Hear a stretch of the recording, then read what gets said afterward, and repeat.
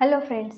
So या व्हिडिओमध्ये आपण क्रियाशरीरमध्ये इम्पॉर्टंट आहे म्हणजे तो विपाक आणि कोष्ट हे बघणार आहोत. ठीक आहे. सो विपाक आपण अष्टांग हृदयाच्या फर्स्ट चॅप्टरमध्ये बघितलं आहे. त्याचं इंट्रोडक्शन, किती विपाक असतात. ठीक आहे. सो याच्यामध्ये देखील आपण त्याचे कार्य हे बघूया. ठीक आहे. सो बघा, सर्वात पहिले विपाक म्हणजे काय माहिती असेल, परत एकदा सांगते. आहाराचे पूर्ण पचन झाल्यानंतर आहाराचा अंतिम रस जो असतो, जो तयार होतो, त्याला विपाक असे म्हणतात. म्हणजे आता हे अवस्थापाक आणि विपाकाच्या याच्यामध्ये आपण डिफरन्शिएट हे करू शकतो की म्हणजे काय. विपाक म्हणजे काय की जेव्हा आपण फूड डायजेस्ट करणार. ठीक आहे. सपोज आपण आवळा खाल्ला. ठीक आहे. आवळा सर्वांनी खाल्ला असेल. सो जेव्हा आपण तो आवळा खातो, ठीक आहे, मग आपण त्याला बारीक मॅस्टिकेट करतो, त्याला चावतो बारीक.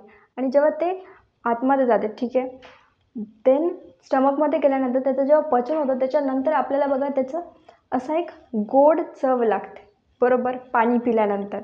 सो तोच म्हणजे विपाक आहे.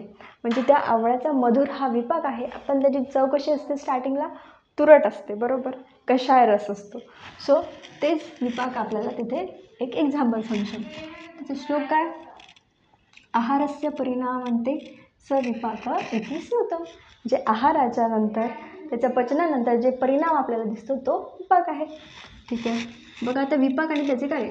सो मेनली 3 विपाक आहे, सेम ॲज अवस्थापाक, सेम नावं आहेत. कोणतं, मधुर, आम्ल आणि कटू विपाक. ठीक आहे. सो आता याचे हे कार्य आहे. सो मी श्लोक लिहिले आहे, याच्यातूनच तुम्हाला मी सांगते अर्थ. बघा आता याचे कार्य, मधुर विपाकचं काय कार्य आहे, मधुर सृष्ट विन्मूत्र विपाक कफ शुक्रल. म्हणजे मधुर विपाक काय करतो, ज्या आहाराचा मधुर विपाक आहे. सपोज आपण मधुर विपाक कोणाचं एक्झाम्पल दिलं होतं मी आता, आवळ्याचं.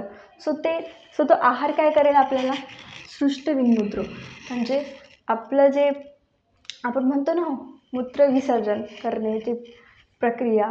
सो ती जी आहे मिक्च्युरेशन, सो ते इझिली तो करेल. म्हणजे आपण त्याला म्हणू की तो इझिली मिक्च्युरेशन प्रोसेस ही करू शकतो.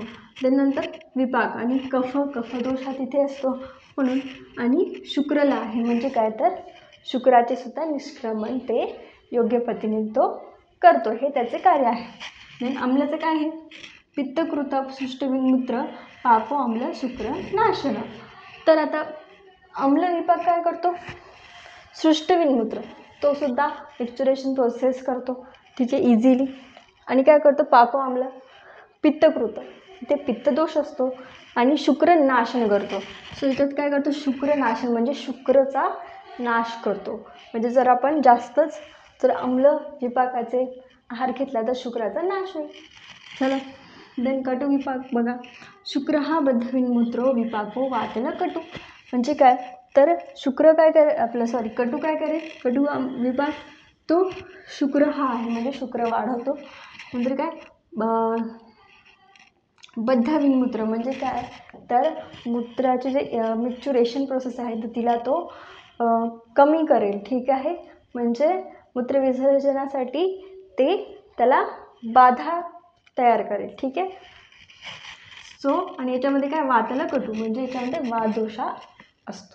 ठीक आहे. समजलं, एवढंच कार्य आहे. मी जे सांगितलं तसं त्याचं एक्सप्लेनेशन तिथे लिहायचं. ठीक आहे, झालं. तर आता बघा अवस्थापाक आणि विपाकाचं इथे एक डिफरन्शिएशन दिलेलं आहे. तुम्हाला आला तर असे की अवस्थापाक आणि विपाक लिहा, तर तुम्ही ते अवस्थापाकचं जे शिकवलं ते प्लस हे तुम्हाला लिहू शकतो. ठीक आहे. सो बघा याचं काय, अवस्थापाकमध्ये काय होतं आपण बघितलेलं, पचन सुरू असताना अवस्थापाक असतो, बरोबर. म्हणजे जी डायजेस्टिव्ह प्रोसेसेस आहे तर तीच अवस्थापाक आहे. ठीक आहे ना, बरोबर. पण विपाकचं काय, पचन झाल्यानंतर असतो, डायजेशन झाल्यानंतर जो होतो तो विपाक असतो. ठीक आहे. नंतर अवस्थापाक काय, स्थानसापेक्ष. अवस्थापाकाला स्थान एक त्याची डेफिनेट एक जागाही ठरलेली असते. पण विपाकाला तसं नाही. विपाक हा निरक्षेप असतो. स्थान निरक्षेप म्हणजे तो कुठेही कधीही तो विपाक हा होऊ शकतो तयार. नंतर काय, स्थानसापेक्ष असतो, कालसापेक्ष असतो. म्हणजे त्याला एक पर्टिक्युलर टाईम लिमिट असते, बघितलं आपण.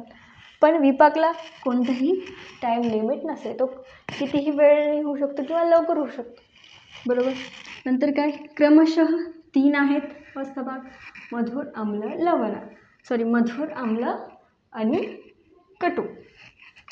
पण विपाक कसे कोणतेही क्रम आहे. विपाकाला आता मी इथं लिहिले मधुर आम्ल कटू, म्हणजे असंच आहे का पहिले मधुर होईल मग आम्ल होईल मग कटू? नाही, पहिले कटू होऊ शकतो विपाक, नंतर मधुर होऊ शकतो.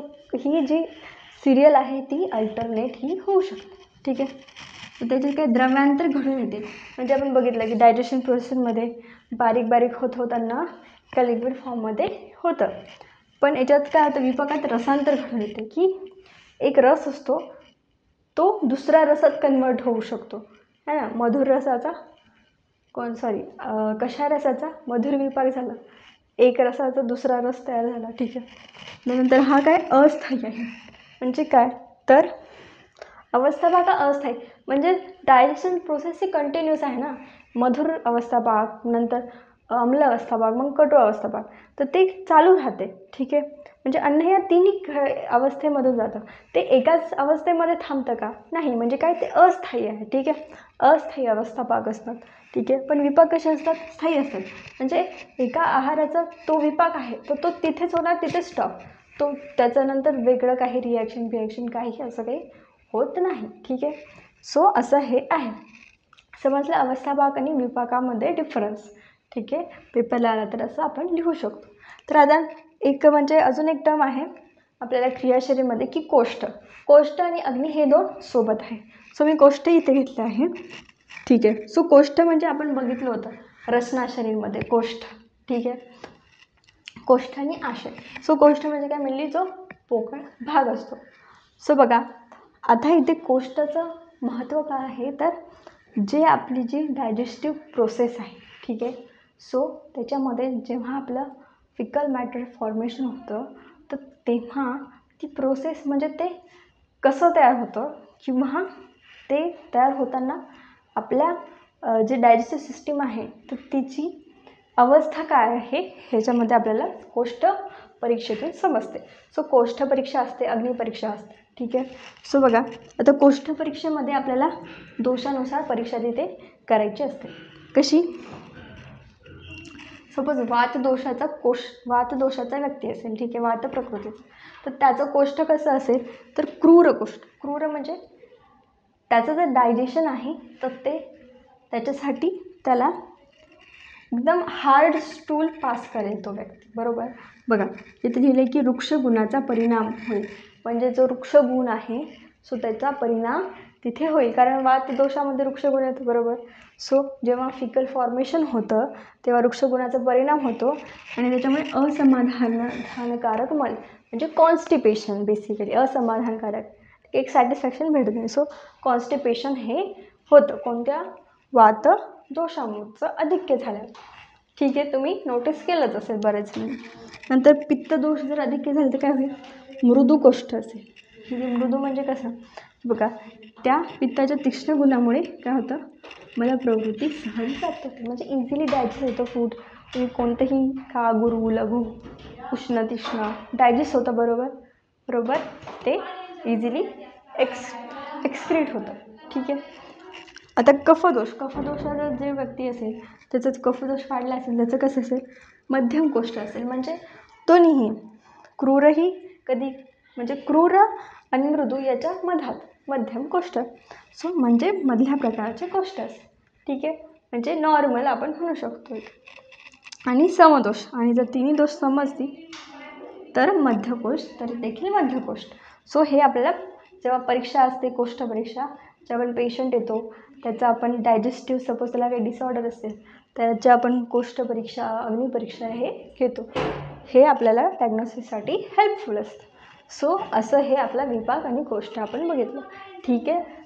तुम्हाला काही डाऊट असतील मला विचारत जा आणि नोट्स पेड आहे तर ते या नंबरवर तुम्ही मला मेसेज करा. ठीक आहे. आणि सबस्क्राईब करत चला, तुमच्यासाठी सर्व व्हिडिओ हे अवेलेबल आहे फर्स्ट इयरचे. थँक्यू.